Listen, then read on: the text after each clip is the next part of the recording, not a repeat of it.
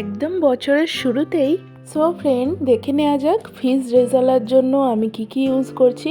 কাতলা মাছের পেটি, বেশ বড় বড়, আর 5 কেজির উপরে মাছ হলে বেশি ভালো হয়।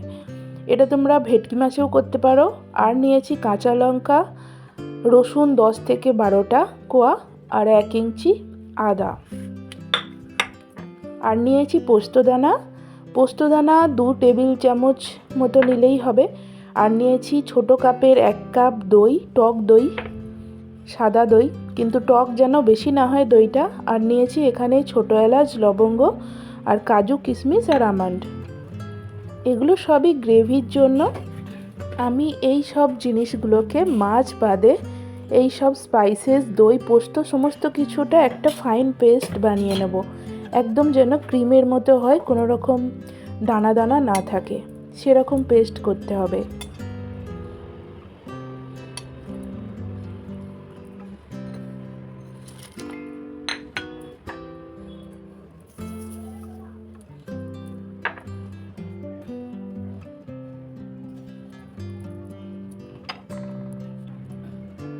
আর নিচ্ছি 1 চামচ গুঁড়ো লঙ্কা, আর তার সাথে নুন, সল্ট দেওয়ার কারণ হচ্ছে এতে দইটা ফাটবে না রান্নার সময়। এটা আমি খুব ভালো করে মিক্স করে নেব মিক্সার গ্রাইন্ডারে। তারপর এই পেস্টটা আমি মাছের মধ্যে ম্যারিনেট করব পুরোপুরি 8 ঘন্টা।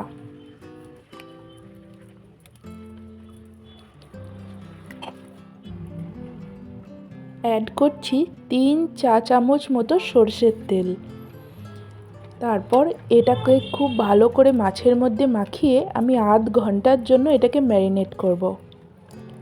তোমাদের যদি খুব তাড়াতাড়ি ম্যারিনেট করার থাকে সেক্ষেত্রে ফ্রিজে রেখে দিতে পারো 5 মিনিট। ফ্রিজে রাখলে যে কোনো কিছু ম্যারিনেট খুব ভালো হয়, কম সময়ের জন্য, খুব তাড়াতাড়ির জন্য, আর খুব ভালোভাবে মশলাটা অ্যাবজর্ব করে নেয়। আমি নর্মাল রাখছি, ফ্রিজে রাখছি না।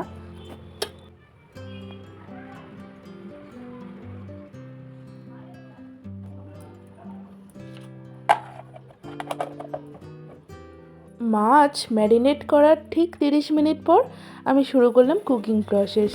ঠিক একটা পেঁয়াজের বেরেস্তা তোমরা বানিয়ে নিও আগে। আমি একটা পেঁয়াজের বেরেস্তা বানিয়ে রেখেছি এই সর্ষের তেলে। তার সাথে অ্যাড করলাম 1 টেবিল স্পুন বাটার অথবা ঘি, দুটোই অ্যাড করা যেতে পারে। আর অ্যাড করলাম হোল স্পাইসেস, তার মধ্যে আছে শুকনো লঙ্কা, ছোট এলাচ, লবঙ্গ, আর অল্প সামান্য দারচিনি। এরপর এই যে ম্যারিনেট করা ফিশটাকে একটু মশলা সরিয়ে আমি বাটারের মধ্যে দিয়ে দেবো।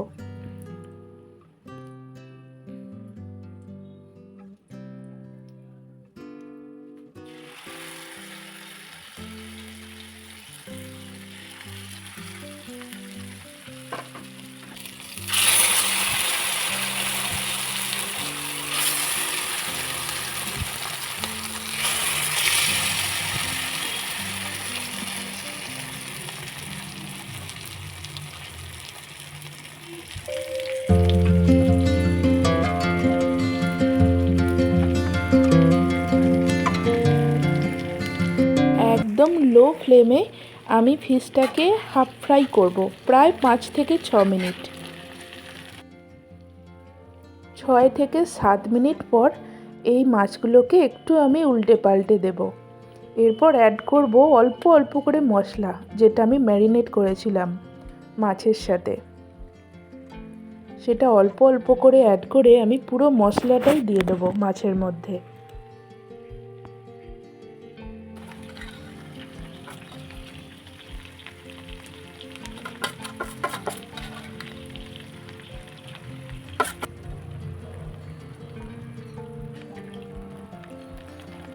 বাকি মশলাটা যেটা সামান্য লেগেছিল বাটিতে, সেটা আমি অল্প একটা ছোট কাপের 1 কাপ জল দিয়ে মিশিয়ে আমি এতে দিয়ে দিলাম, কেন কি মাছগুলো সেদ্ধও হতে হবে তার জন্য।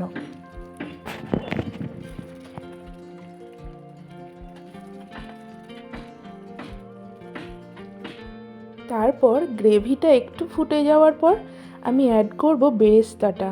তোমরা দেখতেই পাচ্ছ একটা পেঁয়াজের বেরেস্তা। অন্য সময় মাছের পরিমাণ যদি বেশি থাকে সেক্ষেত্রে 2 থেকে 3টে পেঁয়াজের বেরেস্তা দেওয়া যেতেই পারে। আর আমি অ্যাড করলাম কাঁচা লঙ্কা কুচি। একদম লো ফ্লেমে এটাকে আমি কুক করব, কিন্তু ঢাকা দিচ্ছি না।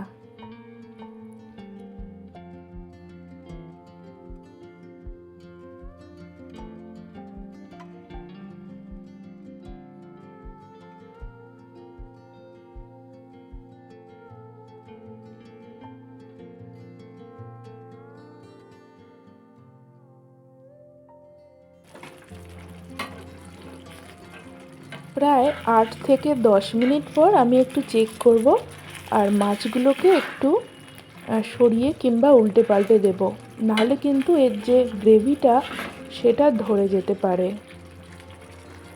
তো এই দেখতেই পাচ্ছ প্রায় আমার কুকিংটা হয়ে এসছে। Fish rezala fry ready.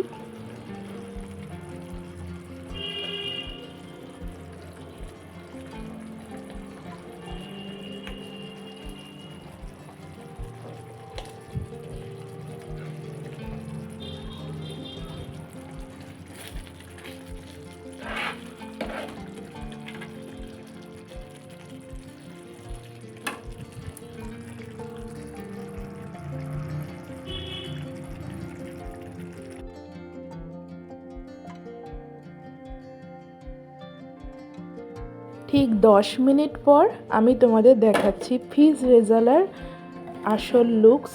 তো অনেক অনেক ভালো হয়েছে, আমি টেস্ট করলাম, দারুণ হয়েছে। ফার্স্ট টাইমে যে এত ভালো হয়ে যাবে আমার তো চিন্তারই বাইরে ছিল। তোমরা অবশ্যই বাড়িতে ট্রাই করো। একবার ট্রাই করলে তোমরা বারবার ট্রাই করবে, আমি এটা বলতেই পারি। আর অবশ্যই আমার কুকিং আর রেসিপিটা ভালো লাগলে লাইক কমেন্ট শেয়ার করে দিও, আর পারলে একটু সাবস্ক্রাইব করে দিও, তাতে নেক্সট আপডেট তোমরা খুব সহজেই পেতে পারো। অনেক অনেক ধন্যবাদ শেষ পর্যন্ত সঙ্গে থাকার জন্য। Thank you so much all of you for watching.